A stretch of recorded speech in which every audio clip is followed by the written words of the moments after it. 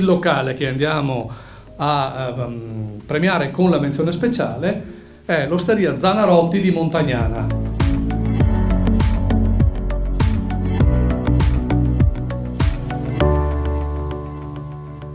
Premio Cucina e Identità del Territorio 2019, perché diciamo riferite all'anno scorso, al ristorante Bocca d'Oro di Noventa Padovana.